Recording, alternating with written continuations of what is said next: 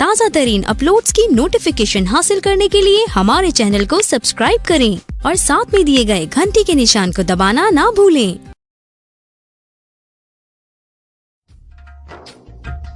सत्यम शिवम सुंदरम श्रीमद् गोस्वामी तुलसीदास जी विरचित श्री रामचरित मानस श्री सहित दिनकर वंश भूषण काम बहु छवि सोहई नव अम्बुधर बर गात अंबर पीत सुर मन मोहई मुकुटांग दादी विचित्र भूषण अंग अंगन्हि प्रति सजे अम्भोज नयन विशाल उर भुज धन्य नर निर्घंति जे। जय श्री हरि। पारायण विधि। श्री रामचरित मानस का विधि पूर्वक पाठ करने वाले महानुभावों को पाठ आरंभ के पूर्व श्री तुलसीदास जी, श्री वाल्मीकि जी, श्री शिव जी तथा श्री हनुमान जी का आवाहन पूजन करने के पश्चात तीनों भाइयों सहित श्री सीताराम जी का आवाहन, षोडश उपचार पूजन और ध्यान करना चाहिए।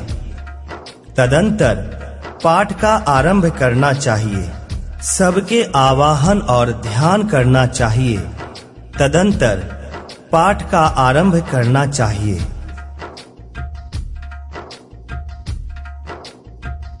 अथ करन्यासः। जग मंगल गुण ग्राम राम के दानी मुकुति धन धर्म धाम के अंगुष्टाभ्याम नमः। राम राम कही जे जमुहाहि तिन्हहि ना पाप पुंज समूहाहि तर जनेभ्याम नमः। राम सकल नामन्ह ते अधिका हो नाथ अग खग गण बधिका मध्यमाभ्याम नमः। उमा दारू जोशित की नाई सबहि नचावत राम गोसाई अनामिकाभ्याम नमः।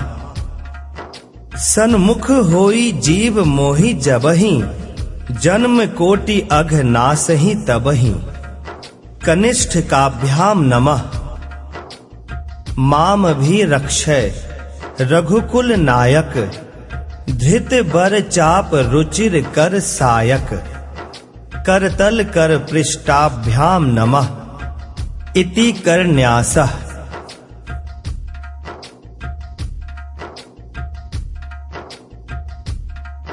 अथ हृदयादिन्यासः। जग मंगल गुण ग्राम राम के दानी मुकुति धन धर्म धाम के हृदयाय नमः। राम राम कही जे जमुहाहि तिन्हहि ना पाप पुंज समूहाहि शिर से स्वाहा। राम सकल नामन्ह ते अधिका हो नाथ अग खग गण बधिका शिखायै वशट। उमा दारू जोशित की नाई सबहि नचावत राम गोसाई कवचाय हुम।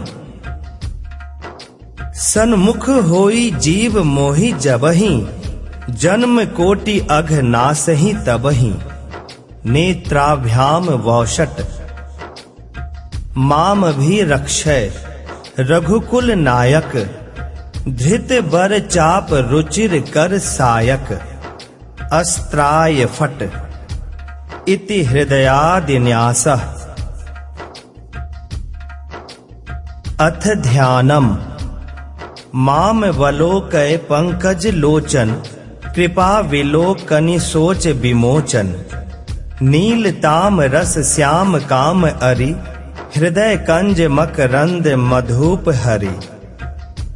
जातु धान बारुथ बल भंजन मुनि सज्जन रंजन अघ गंजन भूसुर शशि नव बृंद बलाहक असरन सरन दीन जन गाहक। भुजबल विपुल भार मही खंडित, खर दूषण विराध बध पंडित।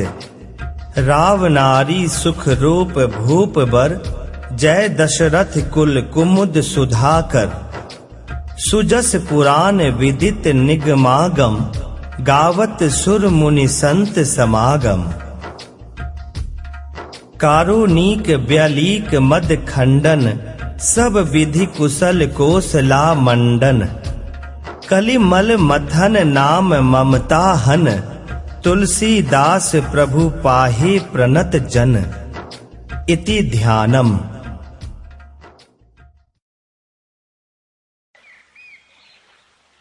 जय श्री राम। श्री रामचरितमानस का प्रथम सोपान बाल कांड। आओ भक्तों, भगवान श्री राम की कथा श्रवण करते हैं। श्री रामचरितमानस अवधी भाषा में महाकवि गोस्वामी तुलसीदास जी द्वारा 16वीं सदी में रचा एक महाकाव्य है। श्री रामचरितमानस मानव मात्र के कल्याण की कामना है। यह राम भक्ति की श्रद्धा की सरयू एवं भक्ति की भगीरथी है। इस कल्याणकारी कामना की परिधि में व्यक्ति, परिवार, समाज, राज्य और विश्व का कल्याण समाविष्ट है। तो आज हम श्रवण करते हैं श्री रामचरितमानस का प्रथम सोपान बाल कांड। अक्षरों, अर्थ समूहों, रसों, छंदों और मंगलों की करने वाली माता सरस्वती जी और भगवान श्री गणेश जी की मैं वंदना करता हूँ।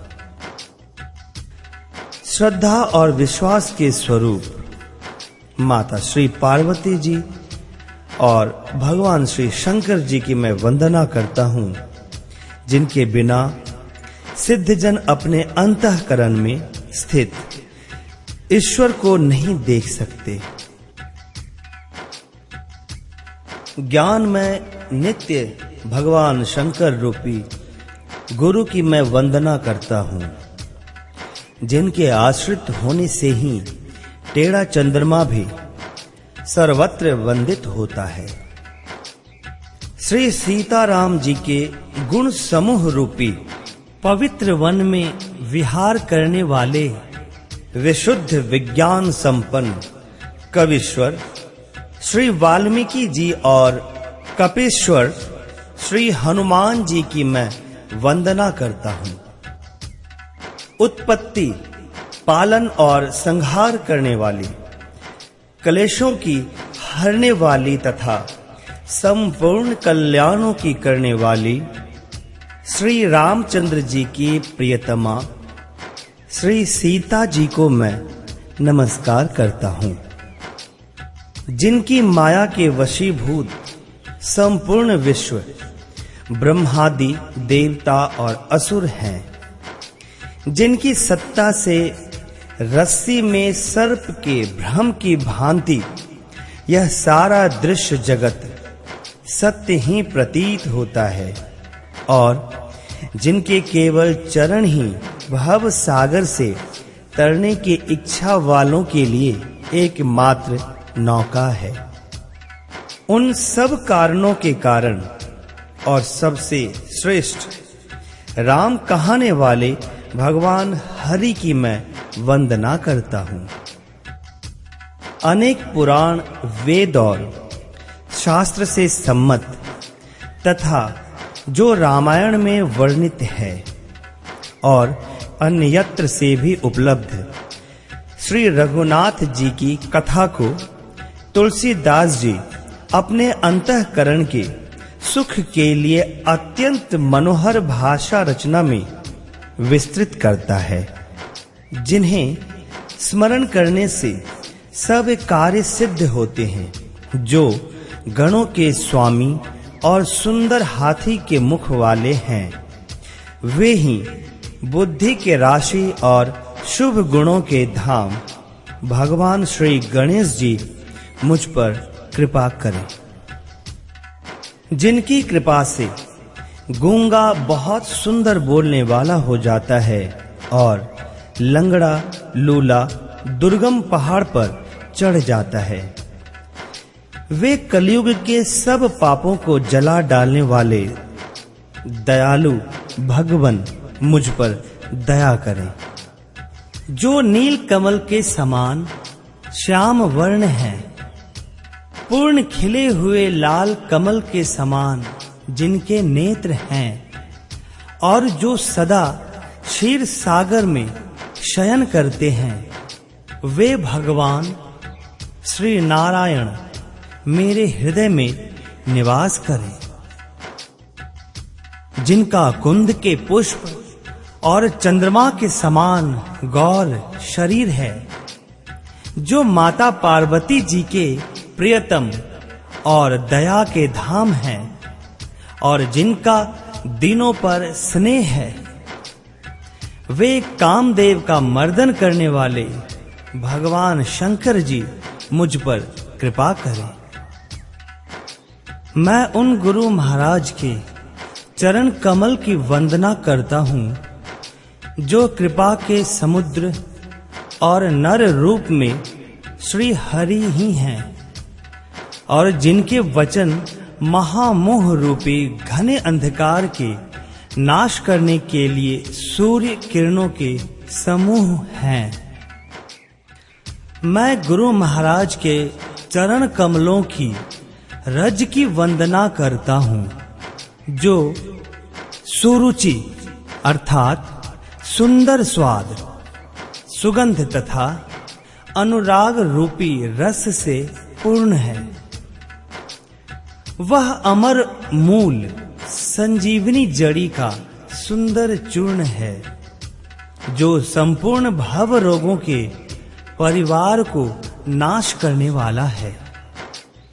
वह रज सुकृति अर्थात पुण्यवान पुरुष भगवान शिव जी के शरीर पर सुशोभित निर्मल विभूति है, और सुंदर कल्याण और आनंद की जननी है। भक्त के मन रूपी सुंदर दर्पण के मैल को दूर करने वाली और तिलक करने से गुणों के समूह को वश में करने वाली है। श्री गुरु महाराज के चरण नखों की ज्योति मणियों के प्रकाश के समान है, जिसके स्मरण करते ही हृदय में दिव्य दृष्टि उत्पन्न हो जाती है। वह प्रकाश अज्ञान रूपी अंधकार का नाश करने वाला है। वह जिसके हृदय में आ जाता है, उसके बड़े भाग्य हैं। उसके हृदय में आते ही हृदय के निर्मल नेत्र खुल जाते हैं, और संसार रूपी रात्रि के दोष दुख मिट जाते हैं, एवं श्री रामचरित्र रूपी मणि और माणिक्य गुप्त और प्रकट जहां जो जिस खान में है, सब दिखाई पड़ने लगते हैं। जैसे सिद्ध अंजन को नेत्रों में लगाकर साधक सिद्ध और सुजान पर्वतों, वनों और पृथ्वी के अंदर कौतुक से ही बहुत सी खाने देखते हैं।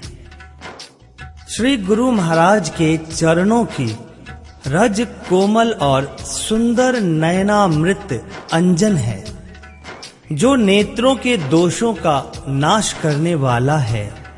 उस अंजन से विवेक रूपी नेत्रों को निर्मल करके मैं संसार रूपी बंधन से छुड़ाने वाले भगवान श्री रामचरित्र का वर्णन करता हूँ। पहले पृथ्वी के देवता ब्राह्मणों के चरणों की वंदना करता हूँ, जो अज्ञान से उत्पन्न सब संदेहों को हरने वाले हैं।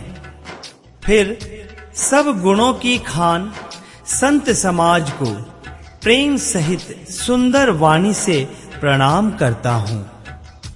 संतों का चरित्र कपास के चरित्र के समान शुभ है, जिसका फल नीरस, विशद और गुणमय होता है। कपास की डोडी नीरस होती है। संत चरित्र में भी विषयासक्ति नहीं है, इससे वह भी नीरस है।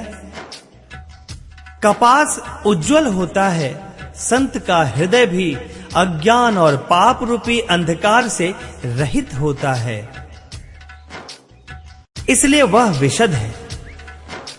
और कपास में गुण होते हैं, अर्थात तंतु होते हैं। इसी प्रकार संत का चरित्र भी सद्गुणों का भंडार होता है, इसलिए वह गुणमय है। जैसे कपास का धागा सुई के किए हुए छेद को अपना तन देकर ढक देता है, अथवा कपास जैसे लोढ़े जाने, काते जाने और बुने जाने का कष्ट सहकर भी वस्त्र के रूप में परिणत होकर दूसरों के गोपनीय स्थानों को ढकता है, उसी प्रकार संत स्वयं दुख सहकर दूसरों के दोषों को ढकता है, जिसके कारण उसने जगत में वंदनीय यश प्राप्त किया है। संतों का समाज आनंद और कल्याण में है। जो जगत में चलता फिरता तीर्थराज प्रयाग है, जहां उस संत समाज रूपी प्रयागराज में राम भक्ति रूपी गंगा जी की धारा है और ब्रह्म विचार का प्रचार माता सरस्वती जी हैं। विधि और निषेध, यह करो और यह ना करो रूपी कर्मों की कथा कलयुग के पापों को हरने वाली सूर्य तनया यमुना जी हैं और भगवान विष्णु और भगवान शंकर जी की कथाएं त्रिवेणी रूप से सुशोभित हैं, जो सुनते ही सब आनंद और कल्याणों की देने वाली हैं। उस संत समाज रूपी प्रयाग में अपने धर्म में जो अटल विश्वास है, वह अक्षय वट है और शुभ कर्म ही उस तीर्थराज का समाज है। वह संत समाज रूपी प्रयागराज सब देशों में सब समय सभी को सहज ही प्राप्त हो सकता है और आदर पूर्वक सेवन करने से कलेशों को नष्ट करने वाला है। वह तीर्थराज अलौकिक और अकथनीय है एवं तत्काल फल देने वाला है। उसका प्रभाव प्रत्यक्ष है। जो मनुष्य इस संत समाज रूपी तीर्थराज का प्रभाव प्रसन्न मन से सुनते हैं और समझते हैं और फिर अत्यंत प्रेम पूर्वक इसमें गोते लगाते हैं, वे इस शरीर के रहते ही धर्म, अर्थ, काम, मोक्ष चारों फल पा जाते हैं। इस तीर्थराज में स्नान का फल तत्काल ऐसा देखने में आता है कि कौवे कोयल बन जाते हैं और बगुले हंस। यह सुनकर कोई आश्चर्य ना करे, क्योंकि सत्संग की महिमा छिपी नहीं है। वाल्मीकि जी, नारद जी और अगस्त्य जी ने अपने अपने मुखों से अपनी होनी कही है। जल में रहने वाले, जमीन पर चलने वाले और आकाश में विचरने वाले नाना प्रकार के जड़ चेतन जितने जीव इस जगत में हैं, उनमें से जिसने जिस समय जहां कहीं भी जिस किसी यत्न से बुद्धि, कीर्ति, सद्गति, विभूति और भलाई पाई है, सो सब सत्संग का ही प्रभाव समझना चाहिए।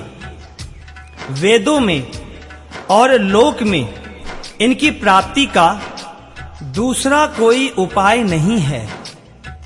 सत्संग के बिना विवेक नहीं होता और भगवान श्री राम जी की कृपा के बिना वह सत्संग सहज में नहीं मिलता। सत्संगति आनंद और कल्याण की जड़ है। सत्संग की प्राप्ति ही फल है और सब साधन तो फूल है। दुष्ट भी सत्संगति पाकर सुधर जाते हैं। जैसे पारस के स्पर्श से लोहा सुहावना हो जाता है, सुंदर सोना बन जाता है, किंतु दैव योग से यदि कभी सज्जन कुसंगति में पड़ जाते हैं तो वे वहां भी सांप की मणि के समान अपने गुणों का ही अनुसरण करते हैं।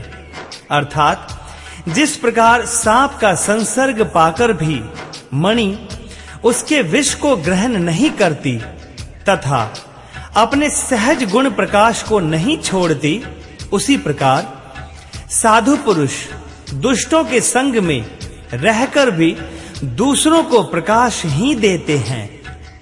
दुष्टों का उन पर कोई प्रभाव नहीं पड़ता। श्री ब्रह्मा, विष्णु, शिव, कवि और पंडितों की वाणी भी संत महिमा का वर्णन करने में सकुचाती है।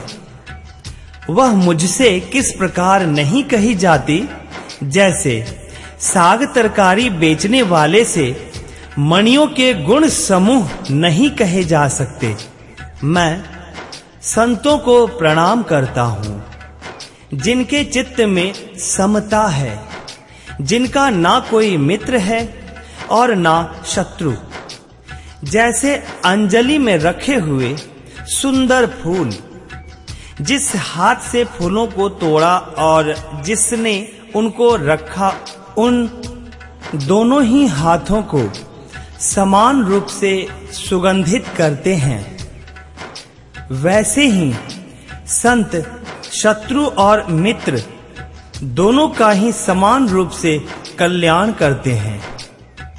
संत सरल हृदय और जगत के हितकारी होते हैं। उनके ऐसे स्वभाव और स्नेह को जानकर मैं विनय करता हूँ। मेरी इस बाल विनय को सुनकर कृपा करके भगवान श्री राम जी के चरणों में मुझे प्रीति दें।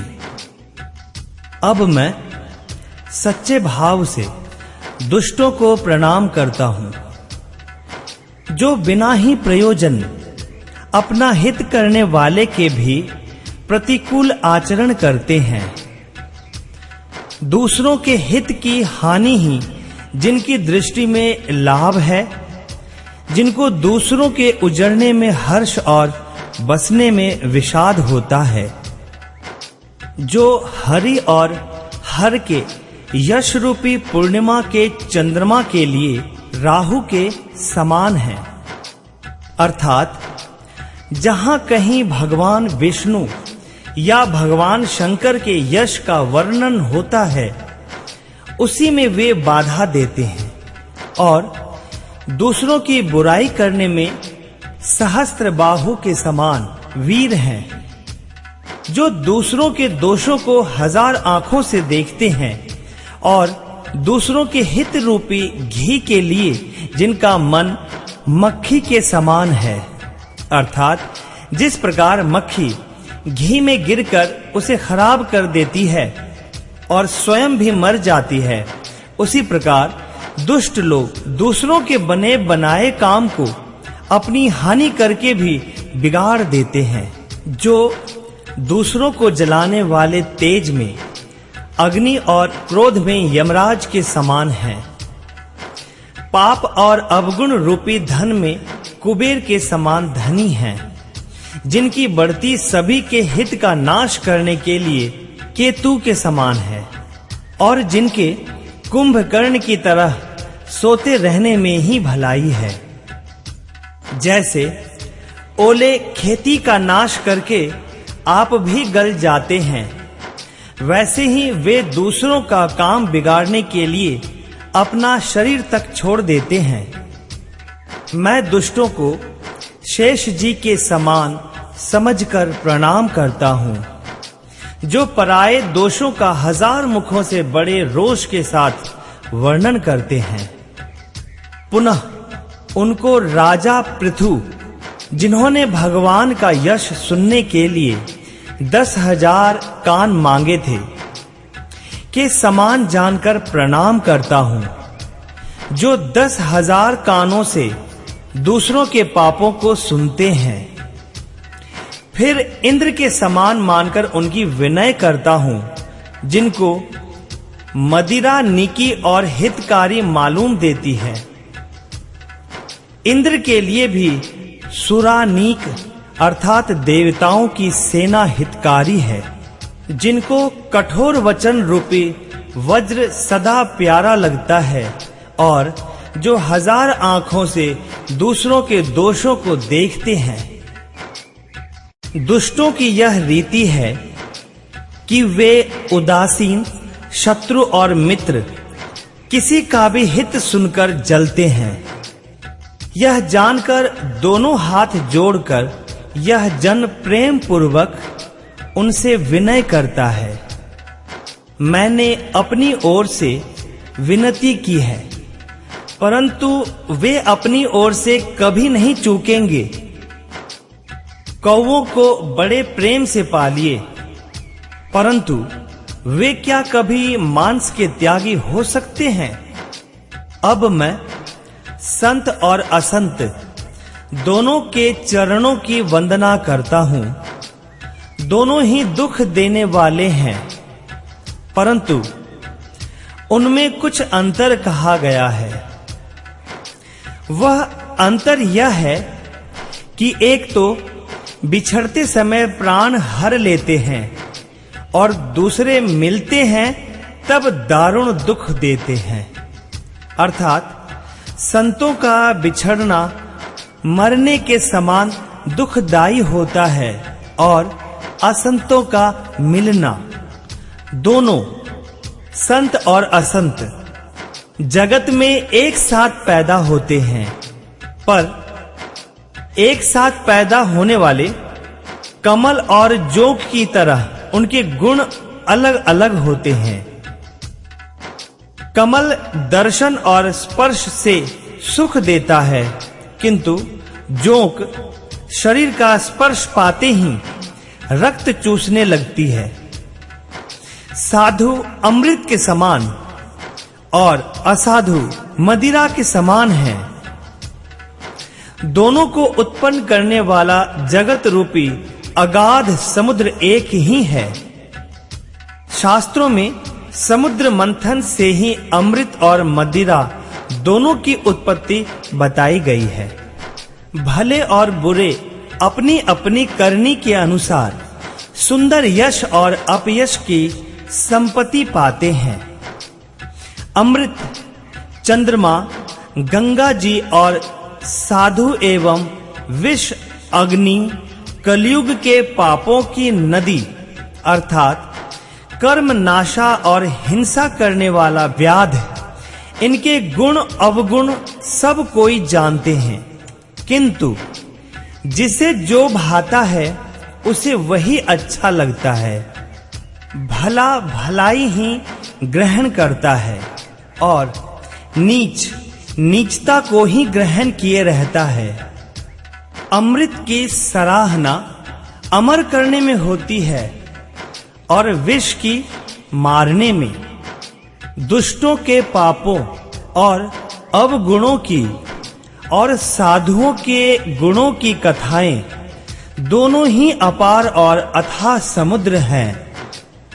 इसी से कुछ गुण और दोषों का वर्णन किया गया है, क्योंकि बिना पहचाने उनका ग्रहण या त्याग नहीं हो सकता।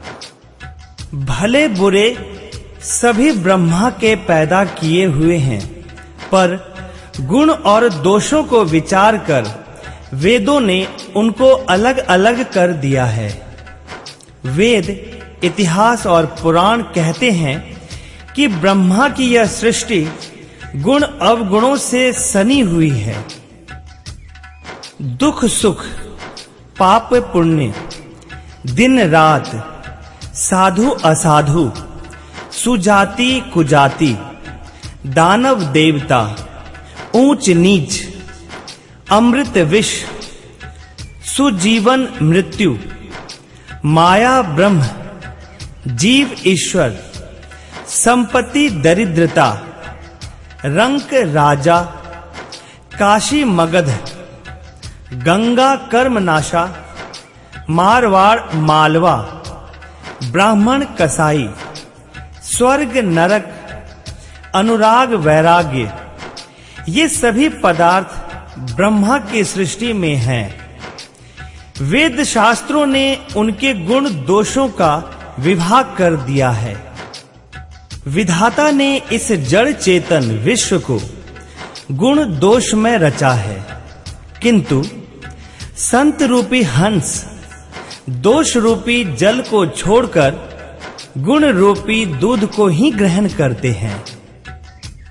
विधाता जब इस प्रकार का विवेक देते हैं, तब दोषों को छोड़कर मन गुणों में अनुरक्त होता है। काल, स्वभाव और कर्म की प्रबलता से भले लोग भी माया के वश में होकर कभी-कभी भलाई से चूक जाते हैं। भगवान के भक्त जैसे उस चूक को सुधार लेते हैं और दुख दोषों को मिटाकर निर्मल यश देते हैं, वैसे ही दुष्ट भी कभी-कभी उत्तम संग पाकर भलाई करते हैं, परंतु उनका कभी भंग ना होने वाला मलिन स्वभाव नहीं मिटता। जो वेशधारी ठग हैं, उन्हें भी अच्छा साधु का सा वेश बनाए देखकर वेश के प्रताप से जगत पूजता है, परंतु एक न एक दिन वे चौड़े आ ही जाते हैं। अंत तक उनका कपट नहीं निभता। जैसे कालनेमी रावण और राहु का हाल हुआ। बुरा वेश बना लेने पर भी साधु का सम्मान ही होता है। जैसे जगत में जांबवान और श्री हनुमान जी का हुआ। बुरे संग से हानि और अच्छे संग से लाभ होता है, यह बात लोक और वेद में है और सभी लोग इसको जानते हैं। पवन के संग से धूल आकाश पर चढ़ जाती है और वही नीचे की ओर बहने वाले जल के संग से कीचड़ में मिल जाती है। साधु के घर के तोता मैना राम राम सुमिरते हैं और असाधु के घर के तोता मैना गिन गिन कर गालियां देते हैं। कुसंग के कारण धुआं कालिख कहलाता है, वहीं धुआं सुसंग से सुंदर स्याही होकर पुराण लिखने के काम में आता है और वही धुआं जल, अग्नि और पवन के संग से बादल होकर जगत को जीवन देने वाला बन जाता है। ग्रह, औषधि, जल, वायु और वस्त्र, ये सब भी कुसंग और सुसंग पाकर संसार में बुरे और भले पदार्थ हो जाते हैं। चतुर एवं विचारशील पुरुष ही इस बात को जान पाते हैं। महीने के दोनों पखवाड़ों में उजियाला और अंधेरा समान ही रहता है, परंतु विधाता ने इनके नाम में भेद कर दिया है। एक का नाम शुक्ल और दूसरे का नाम कृष्ण रख दिया है। एक को चंद्रमा का बढ़ाने वाला और दूसरे को उसका घटाने वाला समझकर जगत ने एक को सुयश और दूसरे को अपयश दे दिया। जगत में जितने जड़ और चेतन जीव हैं, सबको राममय जानकर मैं उन सब के चरण कमलों की सदा दोनों हाथ जोड़कर वंदना करता हूँ। देवता, दैत्य, मनुष्य, नाग, पक्षी, प्रेत, पितर, गंधर्व, किन्नर और निशाचर सबको मैं प्रणाम करता हूँ। अब सब मुझ पर कृपा कीजिए। सिया राम मैं सब जग जानी, करऊं प्रणाम जोरे जुग पानी। राम सिया राम जय जय राम। राम सिया राम जय जय राम। 84 लाख योनियों में 4 प्रकार के जीव जल, पृथ्वी और आकाश में रहते हैं। स्वेदज, अंडज, उद्भिज, जरायुज। उन सब से भरे हुए इस सारे जगत को श्री सीता राम मैं जानकर मैं दोनों हाथ जोड़कर प्रणाम करता हूँ।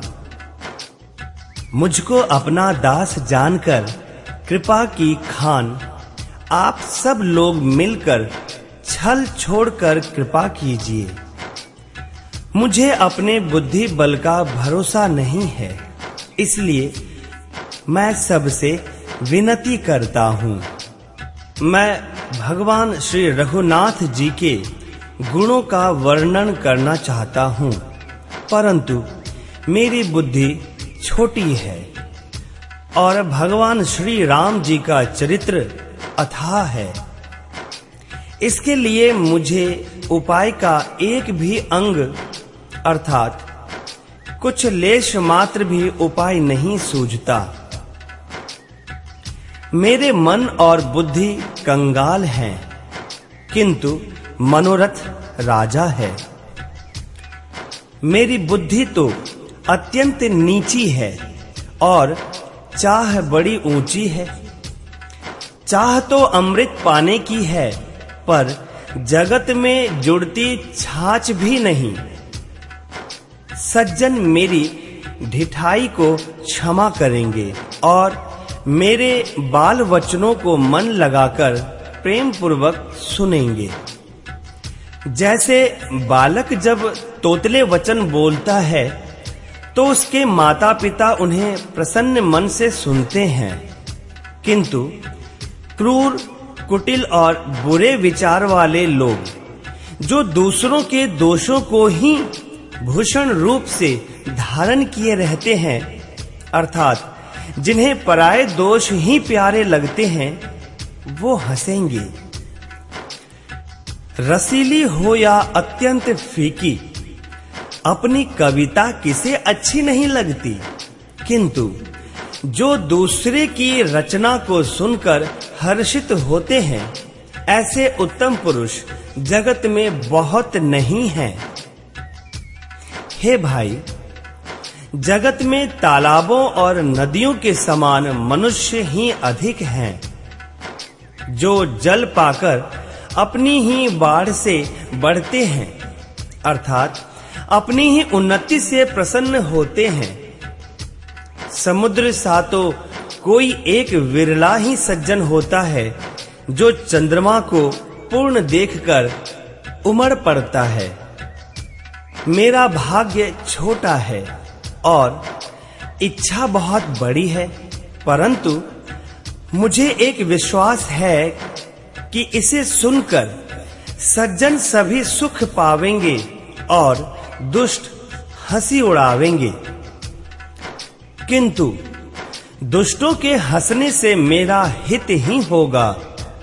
मधुर कंठ वाली कोयल को कौवे तो कठोर ही कहा करते हैं, जैसे बगुले हंस को और मेढक पपीहे को हंसते हैं, वैसे ही मलिन मन वाले दुष्ट निर्मल वाणी को हंसते हैं। जो ना तो कविता के रसिक हैं और ना जिसका भगवान श्री रामचंद्र जी के चरणों में प्रेम है, उनके लिए भी यह कविता सुखद हास्य रस का काम देगी। प्रथम तो यह भाषा की रचना है। दूसरी, मेरी बुद्धि भोली है, इससे यह हंसने के योग्य ही है। हंसने में उन्हें कोई दोष नहीं। जिन्हें ना तो प्रभु के चरणों में प्रेम है और ना अच्छी समझ ही है, उनको यह कथा सुनने में फीकी लगेगी। जिनकी भगवान विष्णु और भगवान शिव के चरणों में प्रीति है और जिनकी बुद्धि कुतर्क करने वाली नहीं है, जो श्री हरि हर में भेद की या ऊंच नीच की कल्पना नहीं करते, उन्हें श्री रघुनाथ जी की यह कथा मीठी लगेगी। सज्जन गण इस कथा को अपने जी में भगवान श्री राम जी की भक्ति से भूषित जानकर सुंदर वाणी से सराहना करते हुए सुनेंगे। मैं ना तो कवि हूं, ना वाक्य रचना में ही कुशल हूं। मैं तो सब कलाओं और सब विद्याओं से रहित हूं। नाना प्रकार के अक्षर, अर्थ और अलंकार, अनेक प्रकार की छंद रचना, भावों और रसों के अपार भेद और कविता के भांति भांति के गुण दोष होते हैं। इनमें से काव्य संबंधी एक भी बात का ज्ञान मुझ में नहीं है। यह मैं कोरे कागज पर लिखकर सत्य सत्य कहता हूं। मेरी रचना सब गुणों से रहित है। इसमें बस जगत प्रसिद्ध एक गुण है। उसे विचार कर अच्छी बुद्धि वाले पुरुष, जिनके निर्मल ज्ञान है, इसको सुनेंगे। इसमें भगवान श्री रघुनाथ जी का उदार नाम है, जो अत्यंत पवित्र है, वेद पुराणों का सार है, कल्याण का भवन है और अमंगलों को हरने वाला है, जिसे माता पार्वती जी सहित भगवान शिव जी सदा जपा करते हैं। जो अच्छे कवि के द्वारा रची हुई बड़ी अनूठी कविता है, वह भी श्री राम नाम के बिना शोभा नहीं पाती। जैसे चंद्रमा के समान मुख वाली सुंदर स्त्री सब प्रकार से सुसज्जित होने पर भी वस्त्र के बिना शोभा नहीं देती, इसके विपरीत कुकवि की रची हुई सब गुणों से रहित कविता को भी राम के नाम एवं यश से अंकित जानकर बुद्धिमान लोग आदर पूर्वक कहते और सुनते हैं, क्योंकि संत जन भौरे की भांति गुण ही को ग्रहण करने वाले होते हैं। यद्यपि मेरी इस रचना में कविता का एक भी रस नहीं है, तथापि इसमें भगवान श्री राम जी का प्रताप प्रकट है। मेरे मन में यही एक भरोसा है, भले संग से भला किसने बड़प्पन नहीं पाया। धुआं भी अगर के संग से सुगंधित होकर अपने स्वाभाविक कड़वेपन को छोड़ देता है। मेरी कविता अवश्य भद्दी है, परंतु इसमें जगत का कल्याण करने वाली भगवान श्री राम कथा रूपी उत्तम वस्तु का वर्णन किया गया है। महाकवि तुलसीदास जी कहते हैं कि भगवान श्री रघुनाथ जी की कथा कल्याण करने वाली और कलयुग के पापों को हरने वाली है। मेरी इस भद्दी कविता रूपी नदी की चाल पवित्र जल वाली गंगा जी की चाल की भांति टेढ़ी है। प्रभु श्री रघुनाथ जी के सुंदर यश के संग से यह कविता सुंदर तथा सज्जनों के मन को भाने वाली हो जाएगी। स्मशान की अपवित्र राख भी भगवान श्री महादेव जी के अंग के संग से सुहावनी लगती है और स्मरण करते ही पवित्र करने वाली होती है। भगवान श्री राम जी के यश के संग से मेरी कविता सभी को अत्यंत प्रिय लगेगी। जैसे मलय पर्वत के संग से काष्ठ मात्र चंदन बनकर वंदनीय हो जाता है, फिर क्या कोई तुच्छ काठ का विचार करता है?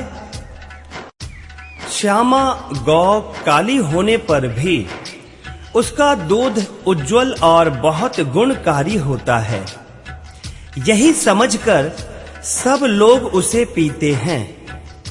इसी तरह गंवारू भाषा में होने पर भी श्री सीता राम जी के यश को बुद्धिमान लोग बड़े चाव से गाते और सुनते हैं। मणि माणिक और मोती की जैसी सुंदर छवि है वह सांप, पर्वत और हाथी के मस्तक पर वैसी शोभा नहीं पाती। राजा के मुकुट और नव युवती स्त्री के शरीर को पाकर ही ये सब अधिक शोभा को प्राप्त होते हैं। इसी तरह बुद्धिमान लोग कहते हैं कि सुकवि की कविता भी उत्पन्न और कहीं होती है और शोभा अन्यत्र कहीं पाती है।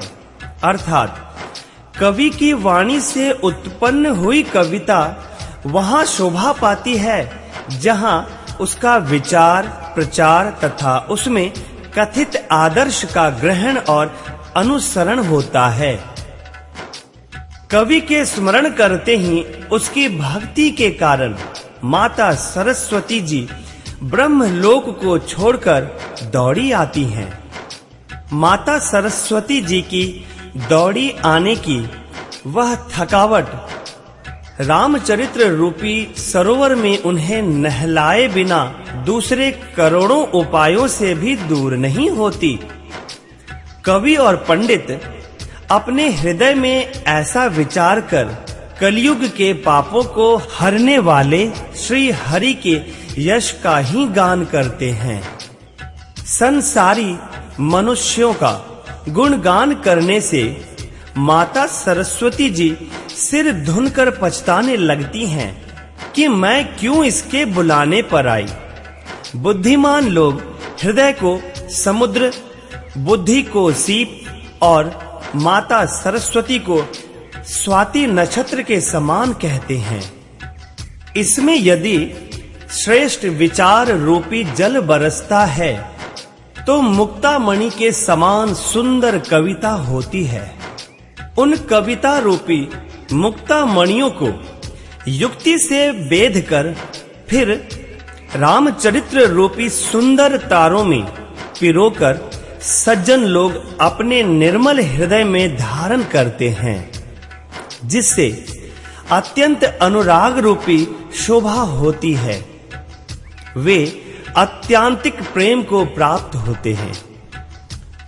जो कराल कलयुग में जन्मे हैं, जिनकी करनी कौवे के समान है और वेश हंस का सा है, जो वेद मार्ग को छोड़कर कुमार्ग पर चलते हैं, जो कपट की मूर्ति और कलयुग के पापों के भाड़े हैं, जो श्री राम के भक्त कहलाकर लोगों को ठगते हैं, जो धन, क्रोध और काम के गुलाम हैं और जो धींगा धींगी करने वाले धर्म ध्वजी, धर्म की झूठी ध्वजा फहराने वाले दंभी और कपट के धंधों का बोझ ढोने वाले हैं।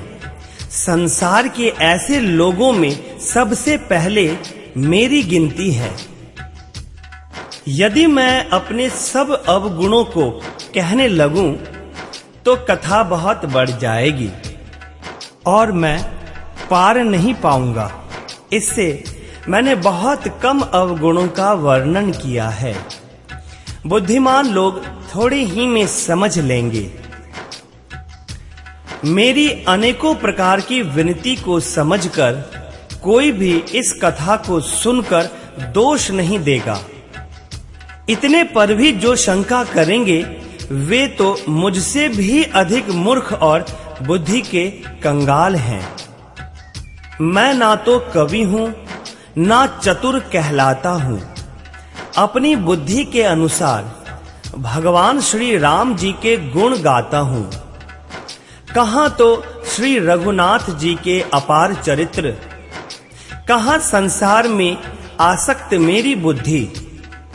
जिस हवा से सुमेरु जैसे पहाड़ उड़ जाते हैं, कहिए तो उसके सामने रुई किस गिनती में है। भगवान श्री राम जी की असीम प्रभुता को समझकर कथा रचने में मेरा मन बहुत हिचकिचाता है। माता सरस्वती जी, शेष जी, शिव जी, ब्रह्मा जी, शास्त्र, वेद और पुराण, ये सब नेति नेति कहकर सदा जिनका गुणगान किया करते हैं। यद्यपि प्रभु श्री रामचंद्र जी की प्रभुता को सब ऐसी ही जानते हैं, तथापि कहे बिना कोई नहीं रहा। इसमें वेद ने ऐसा कारण बताया है कि भजन का प्रभाव बहुत तरह से कहा गया है। अर्थात भगवान की महिमा का पूरा वर्णन तो कोई कर नहीं सकता, परंतु जिससे जितना बन पड़े उतना भगवान का गुणगान करना चाहिए। क्योंकि भगवान के गुणगान रूपी भजन का प्रभाव बहुत ही अनोखा है। उसका नाना प्रकार से शास्त्रों में वर्णन है। थोड़ा सा भी भगवान का भजन मनुष्य को सहज ही भव सागर से तार देता है। जो परमेश्वर एक हैं, जिनके कोई इच्छा नहीं है, जिनका कोई रूप और नाम नहीं है, जो अजन्मा सच्चिदानंद और परम धाम है और जो सब में व्यापक एवं विश्व रूप हैं, उन्हीं भगवान ने दिव्य शरीर धारण करके नाना प्रकार की लीला की है। वह लीला केवल भक्तों के हित के लिए ही है, क्योंकि भगवान परम कृपालु हैं और शरणागत के बड़े प्रेमी हैं, जिनकी भक्तों पर बड़ी ममता और कृपा है। जिन्होंने एक बार जिस पर कृपा कर दी, उस पर फिर कभी क्रोध नहीं किया। वे प्रभु श्री रघुनाथ जी गई हुई वस्तु को फिर प्राप्त करने वाले गरीब निवाज, दीन बंधु, सरल स्वभाव, सर्वशक्तिमान और सबके स्वामी हैं। यही समझकर बुद्धिमान लोग उन श्री हरि का यश वर्णन करके अपनी वाणी को पवित्र और उत्तम फल देने वाली बनाते हैं। उसी बल से महिमा का यथार्थ वर्णन नहीं, परंतु महान फल देने वाला भजन समझकर भगवत कृपा के बल पर ही मैं भगवान श्री रामचंद्र जी के चरणों में सिर नवाकर श्री रघुनाथ जी के गुणों की कथा कहूंगा। इसी विचार से मुनियों ने पहले हरि की कीर्ति गाई है। भाई, उसी मार्ग पर चलना मेरे लिए सुगम होगा। जो अत्यंत बड़ी श्रेष्ठ नदियां हैं, यदि राजा उन पर पुल बंधा देता है तो अत्यंत छोटी चींटियां भी उन पर चढ़कर बिना ही परिश्रम के पार चली जाती हैं। इसी प्रकार मुनियों के वर्णन के सहारे मैं भी श्री रामचरित्र का वर्णन सहज ही कर सकूंगा। इस प्रकार मन को बल दिखलाकर मैं श्री रघुनाथ जी की सुहावनी कथा की रचना करूंगा। व्यास आदि जो अनेकों श्रेष्ठ कवि हो गए हैं, जिन्होंने बड़े आदर से श्री हरि का सुयश वर्णन किया है, मैं उन सब श्रेष्ठ कवियों के चरण कमलों में प्रणाम करता हूँ। वे मेरे सब मनोरथों को पूरा करें। कलयुग के भी उन कवियों को मैं प्रणाम करता हूँ, जिन्होंने श्री रघुनाथ जी के गुण समूहों का वर्णन किया है, जो बड़े बुद्धिमान प्राकृत कवि हैं, जिन्होंने भाषा में हरि चरित्रों का वर्णन किया है। जो ऐसे कवि पहले हो चुके हैं, जो इस समय वर्तमान हैं और जो आगे होंगे, उन सबको मैं सारा कपट त्याग कर प्रणाम करता हूँ। आप सब प्रसन्न होकर यह वरदान दीजिए कि साधु समाज में मेरी कविता का सम्मान हो, क्योंकि बुद्धिमान लोग जिस कविता का आदर नहीं करते, मूर्ख कवि ही उसकी रचना का व्यर्थ परिश्रम करते हैं। कीर्ति, कविता और संपत्ति वही उत्तम है जो गंगा जी की तरह सबका हित करने वाली हो। श्री रामचंद्र जी की कीर्ति तो बड़ी सुंदर, सबका अनंत कल्याण करने वाली ही है, परंतु मेरी कविता भद्दी है। यह असामंजस्य है, अर्थात इन दोनों का मेल नहीं मिलता, इसी की मुझे चिंता है। परंतु हे कवियों, आपकी कृपा से यह बात भी मेरे लिए सुलभ हो सकती है। रेशम की सिलाई टाट पर भी सुहावनी लगती है। चतुर पुरुष उसी कविता का आदर करते हैं जो सरल हो और जिसमें निर्मल चरित्र का वर्णन हो, तथा जिसे सुनकर शत्रु भी स्वाभाविक वैर को भूलकर सराहना करने लगे।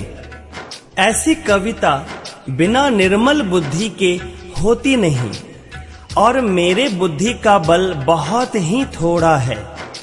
इसलिए बार-बार निहोरा करता हूँ कि हे कवियों, आप कृपा करें, जिससे मैं हरि यश का वर्णन कर सकूं। कवि और पंडित गण, आप जो श्री रामचरित्र रूपी मानस सरोवर के सुंदर हंस हैं, मुझ बालक की विनती सुनकर और सुंदर रुचि देखकर मुझ पर कृपा करें। मैं उन वाल्मीकि मुनि के चरण कमलों की वंदना करता हूँ, जिन्होंने रामायण की रचना की है, जो राक्षस होने पर भी इससे विपरीत बड़ी कोमल और सुंदर है, तथा जो दूषण सहित होने पर भी दूषण अर्थात दोष से रहित है। मैं चारों वेदों की वंदना करता हूँ, जो संसार समुद्र के पार होने के लिए जहाज के समान हैं, तथा जिन्हें भगवान श्री रघुनाथ जी का निर्मल यश वर्णन करते स्वप्न में भी खेद नहीं होता। मैं ब्रह्मा जी के चरण रज की वंदना करता हूँ, जिन्होंने भव सागर बनाया है, जहाँ से एक और संत रूपी अमृत, चंद्रमा और कामधेनु निकले, और दूसरी ओर दुष्ट मनुष्य रूपी विष और मदिरा उत्पन्न हुए। देवता, ब्राह्मण, पंडित, ग्रह, इन सब के चरणों की वंदना करके हाथ जोड़कर कहता हूँ कि आप प्रसन्न होकर मेरे सारे सुंदर मनोरथों को पूरा करें। फिर मैं माता सरस्वती जी और देव नदी गंगा जी की वंदना करता हूँ, दोनों पवित्र और मनोहर चरित्र वाली हैं। एक गंगा जी स्नान करने और जल पीने से पापों को हरती हैं और दूसरी माता सरस्वती जी गुण और यश कहने और सुनने से अज्ञान का नाश कर देती हैं। भगवान श्री महेश और माता पार्वती को मैं प्रणाम करता हूँ, जो मेरे गुरु और माता पिता हैं, जो दीन बंधु और नित्य दान करने वाले हैं, जो सीतापति श्री रामचंद्र जी के सेवक, स्वामी और सखा हैं, तथा मुझ तुलसीदास का सब प्रकार से कपट रहित सच्चा हित करने वाले हैं, जिन शिव पार्वती ने कलयुग को देखकर जगत के हित के लिए शाबर मंत्र समूह की रचना की, जिन मंत्रों के अक्षर बेमेल हैं, जिनका ना कोई ठीक अर्थ होता है और ना जप ही होता है, तथापि श्री शिव जी के प्रताप से जिनका प्रभाव प्रत्यक्ष है, वे उमापति शिव जी मुझ पर प्रसन्न होकर भगवान श्री राम जी की इस कथा को आनंद और मंगल की मूल बनाएंगे। इस प्रकार पार्वती जी और शिव जी दोनों का स्मरण करके और उनका प्रसाद पाकर मैं चाव भरे चित्त से श्री रामचरित्र का वर्णन करता हूँ। मेरी कविता श्री शिव जी की कृपा से ऐसी सुशोभित होगी जैसी तारागणों के सहित चंद्रमा के साथ रात्रि शोभित होती है।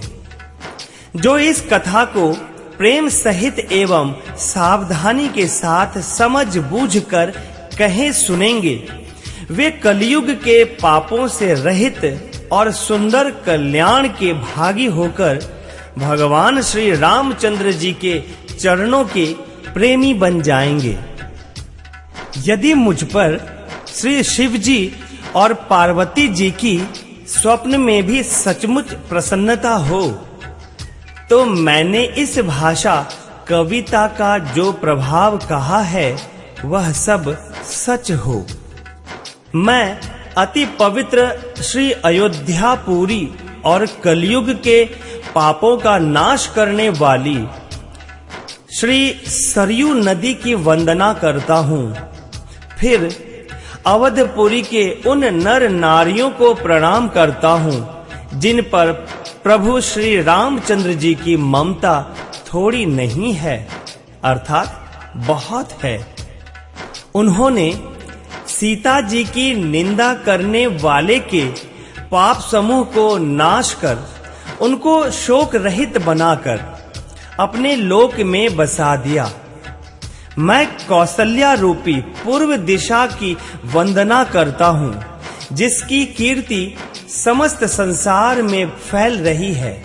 जहाँ कौशल्या रूपी पूर्व दिशा से विश्व को सुख देने वाले और दुष्ट रूपी कमलों के लिए पाले के समान भगवान श्री रामचंद्र जी रूपी सुंदर चंद्रमा प्रकट हुए।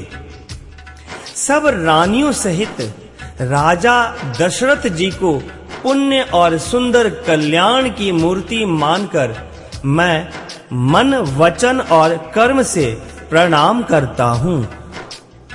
अपने पुत्र का सेवक जानकर वे मुझ पर कृपा करें, जिनको रचकर ब्रह्मा जी ने भी बड़ाई पाई तथा जो श्री राम जी के माता और पिता होने के कारण महिमा की सीमा है। मैं अवध के राजा श्री दशरथ जी की वंदना करता हूँ, जिनका श्री राम जी के चरणों में सच्चा प्रेम था, जिन्होंने दीन दयालु प्रभु के बिछड़ते ही अपने प्यारे शरीर को मामूली तिनके की तरह त्याग दिया। मैं परिवार सहित राजा जनक जी को प्रणाम करता हूँ, जिनका श्री राम जी के चरणों में गूढ़ प्रेम था। जिसको उन्होंने योग और भोग में छिपा रखा था, परंतु श्री रामचंद्र जी को देखते ही वह प्रकट हो गया। सबसे पहले मैं श्री भरत जी के चरणों को प्रणाम करता हूँ, जिनका नियम और व्रत वर्णन नहीं किया जा सकता तथा जिनका मन भगवान श्री रामचंद्र जी के चरण कमलों में भौरे की तरह लुभाया हुआ है, कभी उनका पास नहीं छोड़ता। मैं श्री लक्ष्मण जी के चरण कमलों को प्रणाम करता हूँ, जो शीतल, सुंदर और भक्तों को सुख देने वाले हैं। श्री रघुनाथ जी की कीर्ति रूपी विमल पताका में जिनका यश दंड के समान हुआ, जो 1000 सिर वाले और जगत के कारण शेष जी हैं, जिन्होंने पृथ्वी का भय दूर करने के लिए अवतार लिया। वे गुणों की खानी, कृपा सिंधु, सुमित्रा नंदन श्री लक्ष्मण जी मुझ पर सदा प्रसन्न रहें। मैं श्री शत्रुघ्न जी के चरण कमलों को प्रणाम करता हूँ, जो बड़े वीर, सुशील और श्री भरत जी के पीछे चलने वाले हैं। मैं महावीर श्री हनुमान जी की विनती करता हूँ, जिनके यश का श्री रामचंद्र जी ने स्वयं वर्णन किया है। मैं पवन कुमार श्री हनुमान जी को प्रणाम करता हूँ, जो दुष्ट रूपी वन को भस्म करने के लिए अग्नि रूप हैं, जो ज्ञान की घन मूर्ति हैं और जिनके हृदय रूपी भवन में धनुष बाण धारण किए श्री राम जी निवास करते हैं। वानरों के राजा सुग्रीव जी, ऋक्षों के राजा जांबवान जी, राक्षसों के राजा विभीषण जी और अंगद जी आदि जितना वानरों का समाज है, सबके सुंदर चरणों की मैं वंदना करता हूँ, जिन्होंने अधम शरीर में भी भगवान श्री रामचंद्र जी को प्राप्त कर लिया। पशु पक्षी, देवता, मनुष्य, असुर समेत जितने श्री राम जी के चरणों के उपासक हैं, मैं उन सबके चरण कमलों की वंदना करता हूँ, जो श्री राम जी के निष्काम सेवक हैं। सुखदेव जी, सनकादि, नारद मुनि आदि जितने भक्त और परम ज्ञानी श्रेष्ठ मुनि हैं, मैं धरती पर सिर टेक कर उन सब को प्रणाम करता हूँ। हे मुनीश्वरों, आप सब मुझको अपना दास जानकर कृपा कीजिए। राजा जनक की पुत्री, जगत की माता और करुणा निधान श्री रामचंद्र जी की प्रियतमा श्री जानकी जी के दोनों चरण कमलों को मैं मनाता हूँ, जिनकी कृपा से निर्मल बुद्धि पाऊं। फिर मैं मन, वचन और कर्म से कमल नयन, धनुष बाणधारी भक्तों की विपत्ति का नाश करने और उन्हें सुख देने वाले भगवान श्री रघुनाथ जी के सर्व समर्थ चरण कमलों की वंदना करता हूँ, जो वाणी और उसके अर्थ तथा जल और जल की लहर के समान कहने में अलग अलग हैं, परंतु वास्तव में अभिन्न हैं। उन श्री सीताराम जी के चरणों की मैं वंदना करता हूँ, जिन्हें दीन दुखी बहुत ही प्रिय हैं। मैं श्री रघुनाथ जी के नाम राम की वंदना करता हूँ, जो अग्नि, सूर्य और चंद्रमा का हेतु अर्थात र, आ और मा रूप से बीज है। वह राम नाम ब्रह्मा, विष्णु और शिव रूप है। वह वेदों का प्राण है, निर्गुण उपमा रहित और गुणों का भंडार है, जो महामंत्र है, जिसे महेश्वर श्री शिव जी जपते हैं और उनके द्वारा जिसका उपदेश काशी में मुक्ति का कारण है तथा जिसकी महिमा को गणेश जी जानते हैं, जो इस राम नाम के प्रभाव से ही सबसे पहले पूजे जाते हैं। आदि कवि श्री वाल्मीकि जी राम नाम के प्रताप को जानते हैं, जो उल्टा नाम मरा मरा जपकर पवित्र हो गए। श्री शिव जी के इस वचन को सुनकर कि एक राम नाम सहस्त्र नाम के समान है, माता पार्वती जी सदा अपने पति भगवान शिव जी के साथ राम नाम का जप करती रहती हैं। नाम के प्रति पार्वती जी के हृदय की ऐसी प्रीति देखकर श्री शिव जी हर्षित हो गए और उन्होंने स्त्रियों में भूषण रूप पार्वती जी को अपना भूषण बना लिया, अर्थात उन्हें अपने अंग में धारण करके अर्धांगिनी बना लिया।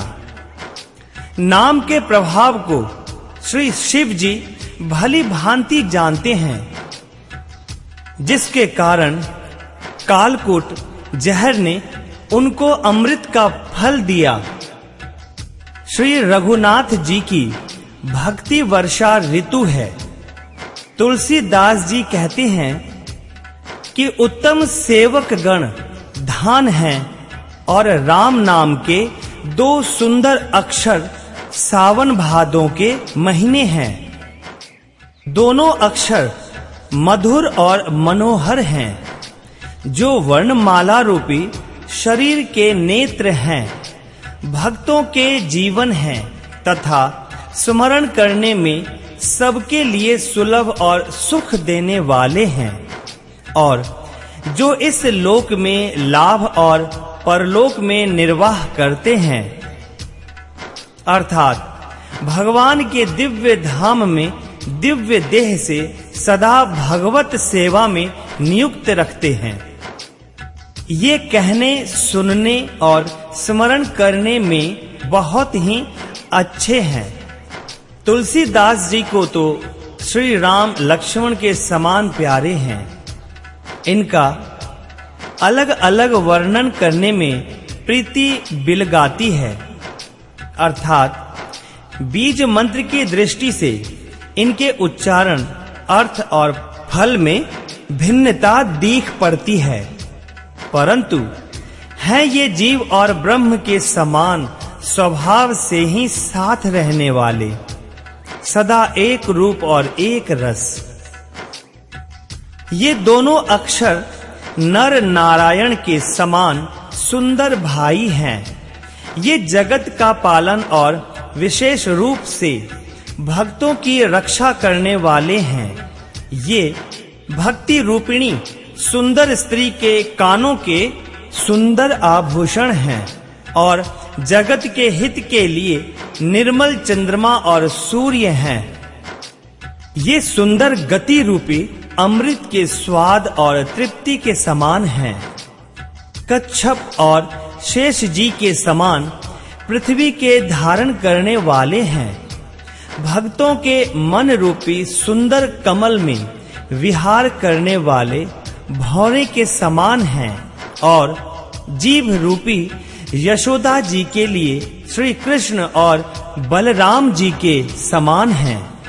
तुलसीदास जी कहते हैं, श्री रघुनाथ जी के नाम के दोनों अक्षर बड़ी शोभा देते हैं, जिनमें से एक छत्र रूप से और दूसरा मुकुटमणि रूप से सब अक्षरों के ऊपर है। समझने में नाम और नामी दोनों एक से हैं, किंतु दोनों में परस्पर स्वामी और सेवक के समान प्रीति है, अर्थात नाम और नामी में पूर्ण एकता होने पर भी जैसे स्वामी के पीछे सेवक चलता है, उसी प्रकार नाम के पीछे नामी चलते हैं। प्रभु श्री राम जी अपने राम नाम का ही अनुगमन करते हैं, नाम लेते ही वहां आ जाते हैं। नाम और रूप दोनों ईश्वर की उपाधि हैं। ये दोनों अनिवर्चनीय है, अनादि हैं और सुंदर बुद्धि से ही इनका स्वरूप जानने में आता है। नाम और रूप में कौन बड़ा है, कौन छोटा है, यह कहना तो अपराध है। इनके गुणों का तारतम्य सुनकर साधु पुरुष स्वयं ही समझ लेंगे। रूप नाम के अधीन देखे जाते हैं। नाम के बिना रूप का ज्ञान नहीं हो सकता। कोई सा विशेष रूप बिना उसका नाम जाने हथेली पर रखा हुआ भी पहचाना नहीं जा सकता, और रूप के बिना देखे भी नाम का स्मरण किया जाए तो विशेष प्रेम के साथ वह रूप हृदय में आ जाता है। नाम और रूप की गति की कहानी अकथनीय है। वह समझने में सुखदायक है, परंतु उसका वर्णन नहीं किया जा सकता। निर्गुण और सगुण के बीच में नाम सुंदर साक्षी है और दोनों का यथार्थ ज्ञान कराने वाला चतुर दुभाषिया है। तुलसीदास जी कहते हैं, यदि तू भीतर और बाहर दोनों ओर उजाला चाहता है तो मुख रूपी द्वार की जीव रूपी देहली पर राम नाम रूपी मणि दीपक को रख। ब्रह्मा के बनाए हुए इस प्रपंच से भली भांति छूटे हुए वैराग्यवान मुक्त योगी पुरुष इस नाम को ही जीव से जपते हुए जागते हैं और नाम तथा रूप से रहित अनुपम अनिर्वचनीय अनामय ब्रह्म सुख का अनुभव करते हैं। जो परमात्मा के गूढ़ रहस्य को जानना चाहते हैं, वे भी नाम को जीव से जपकर उसे जान लेते हैं।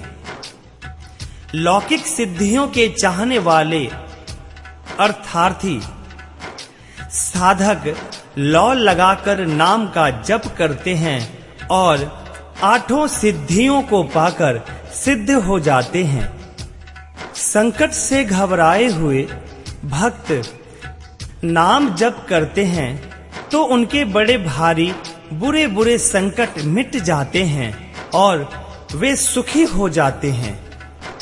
जगत में 4 प्रकार के राम भक्त हैं और चारों ही पुण्य आत्मा, पाप रहित और उदार हैं। चारों ही चतुर भक्तों को नाम का ही आधार है।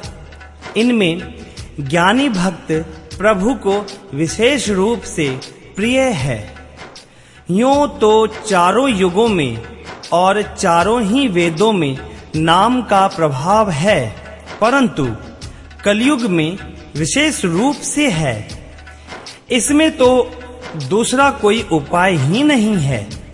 जो सब प्रकार की कामनाओं से रहित और श्री राम भक्ति के रस में लीन हैं, उन्होंने भी नाम के सुंदर प्रेम रूपी अमृत के सरोवर में अपने मन को मछली बना रखा है।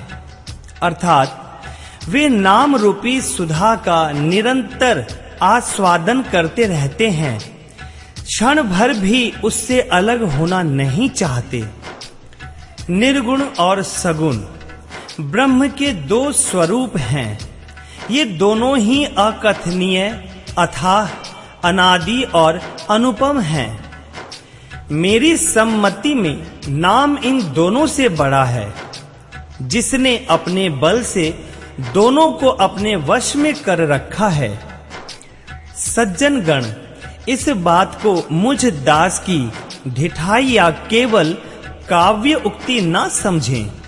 मैं अपने मन के विश्वास, प्रेम और रुचि की बात कहता हूं। निर्गुण और सगुण दोनों प्रकार के ब्रह्म का ज्ञान अग्नि के समान है।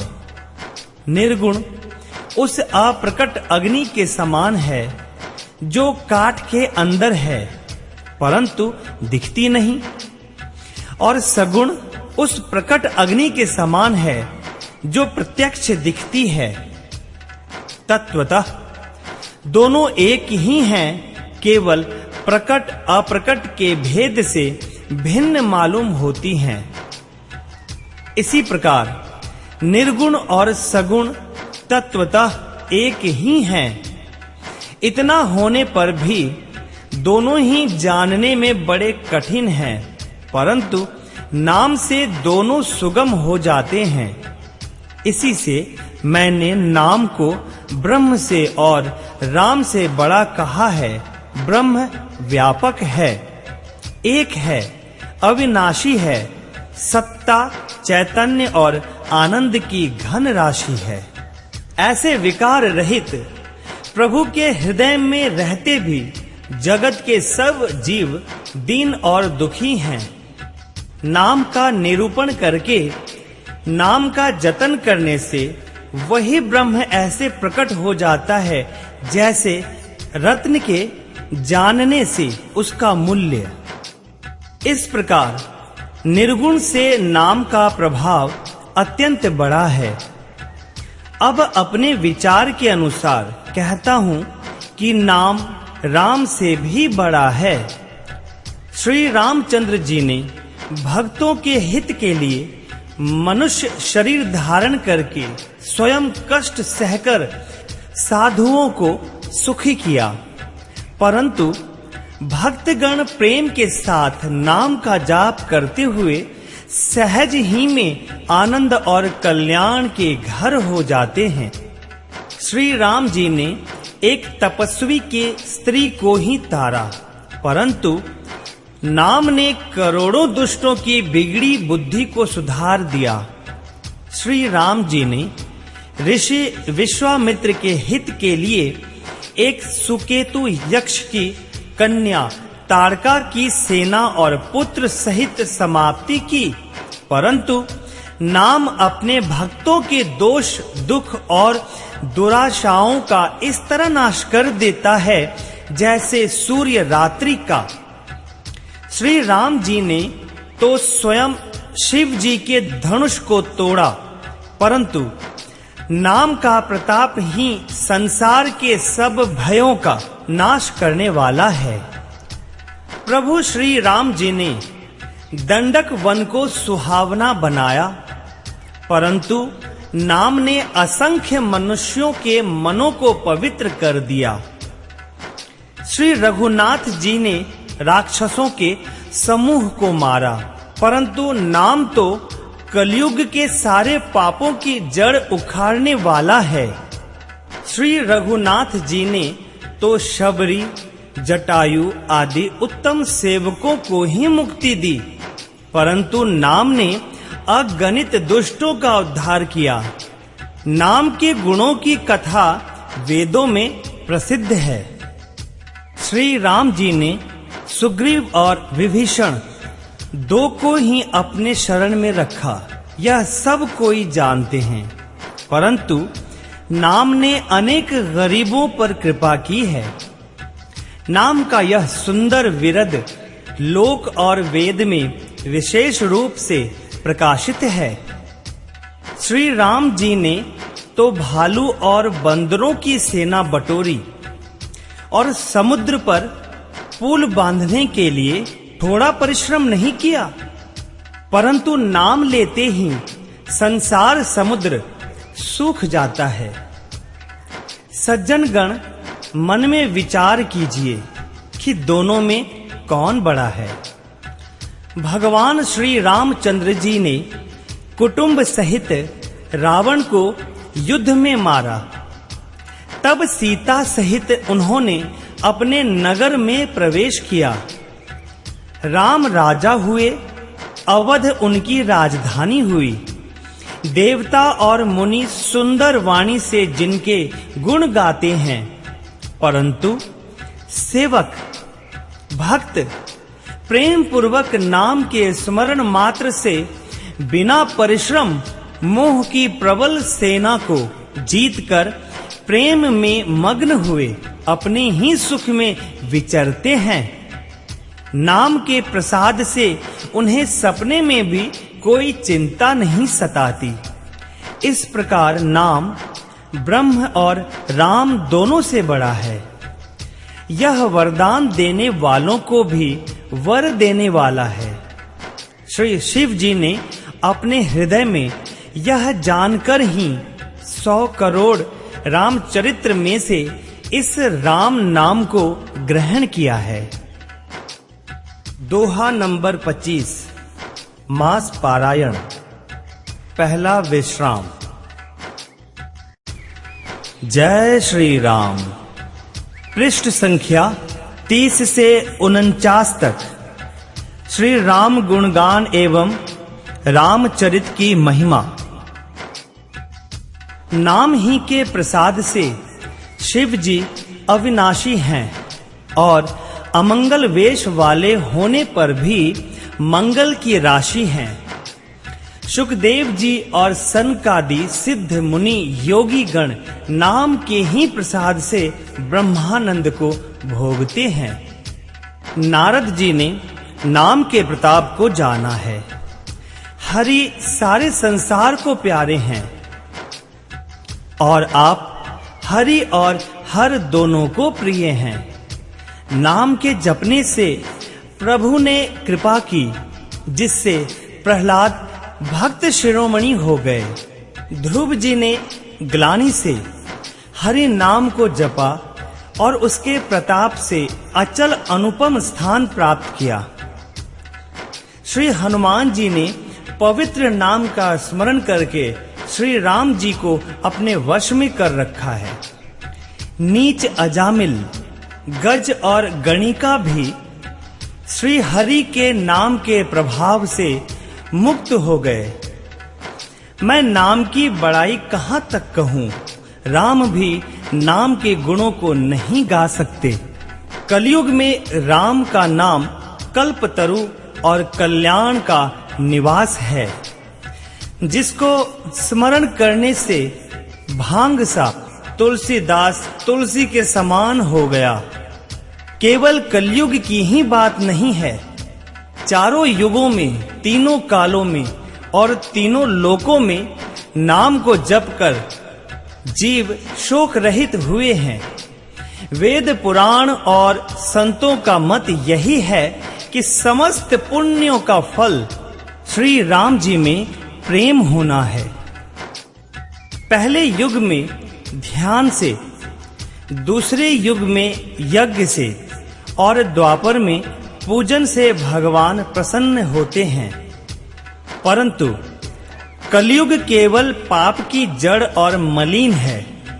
इसमें मनुष्यों का मन पाप रूपी समुद्र में मछली बना हुआ है, अर्थात पाप से कभी अलग होना ही नहीं चाहता। इससे ध्यान, यज्ञ और पूजन नहीं बन सकते।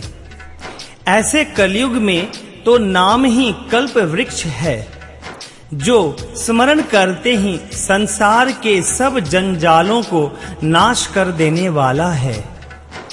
कलयुग में यह राम नाम मनोवांछित फल देने वाला है, परलोक का परम हितैषी और इस लोक का माता पिता है, अर्थात परलोक में भगवान का परम धाम देता है और इस लोक में माता पिता के समान सब प्रकार से पालन और रक्षण करता है।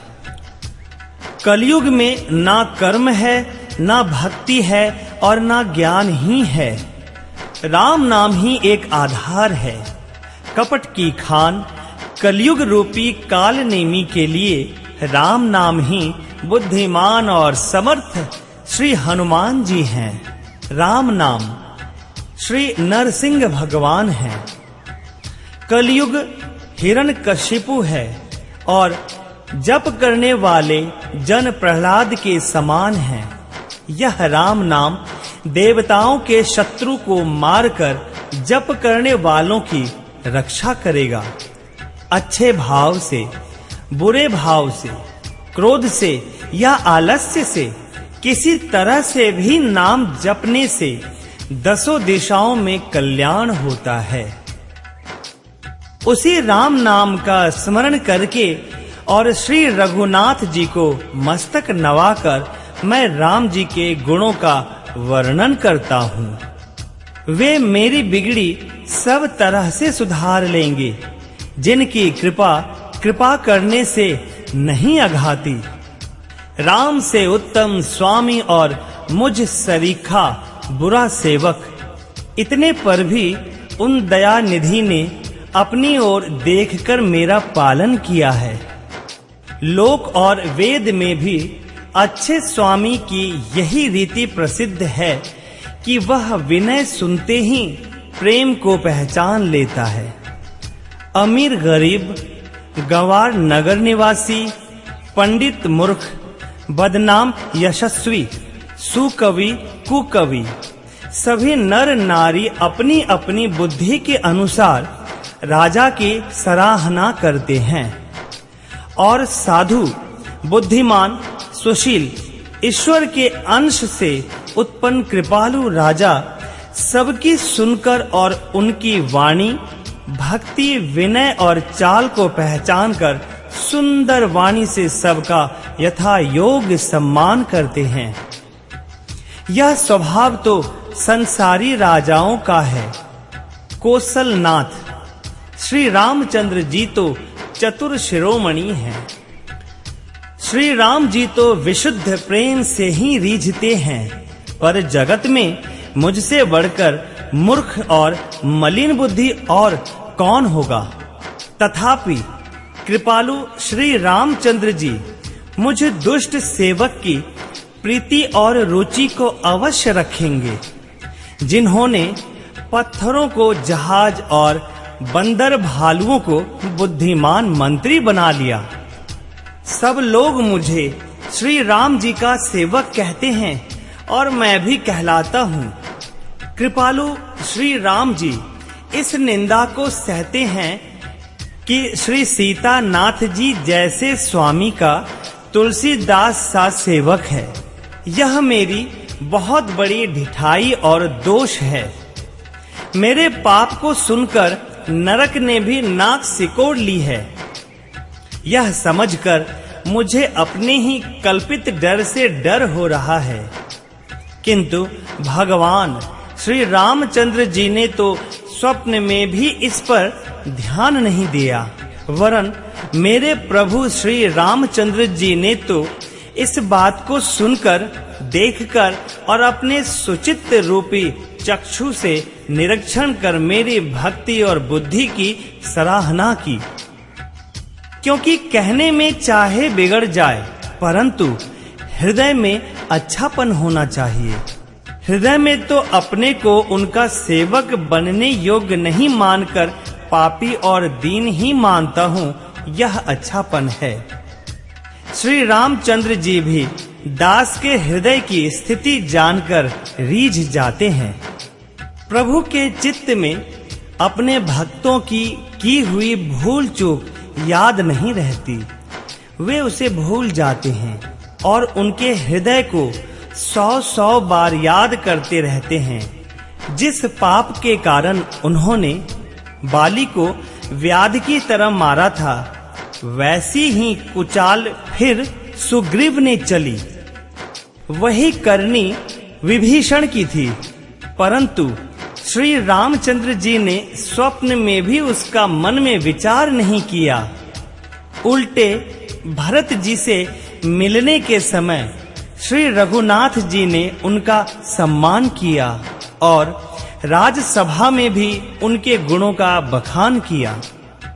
प्रभु तो वृक्ष के नीचे और बंदर डाली पर, अर्थात कहाँ मर्यादा पुरुषोत्तम सच्चिदानंद घन परमात्मा श्री राम जी और कहाँ पेड़ों की शाखाओं पर कूदने वाले बंदर।